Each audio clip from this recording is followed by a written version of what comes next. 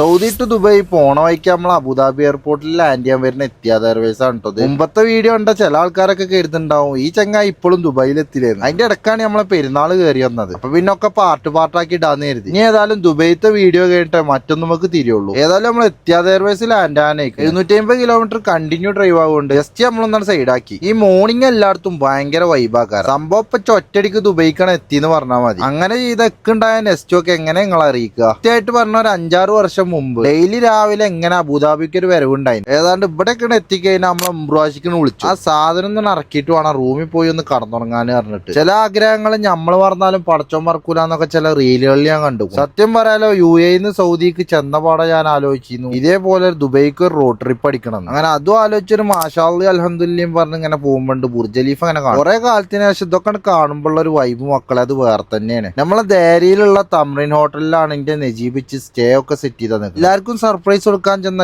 ഒരു മുട്ടൻ സർപ്രൈസ് കിട്ടും. നമ്മളെ സൗദിയിലുള്ള മുതലാളിമാരൊക്കെ ഉണ്ട് അവിടെ ഇരിക്കുന്നത്. അങ്ങനെ പാസ്പോർട്ടൊക്കെ കൊടുത്ത് ബുക്ക് ചെയ്ത റൂമൊക്കെ റെഡിയാക്കി. ഇനിയാണ് കളി. പണ്ട് നമ്മൾ വർക്ക് ചെയ്തിരുന്ന കമ്പനി പോയിട്ട് മുതലാളിമാരും ചെക്കന്മാരൊക്കെ ഒന്ന് ഞെട്ടിക്കണം. അങ്ങനെ നമ്മൾ റൂമിലെത്തി. ബാക്കി കാണാൻ ഫോളോ ചെയ്യാൻ മറക്കണ്ട. ബാക്കി പിന്നെ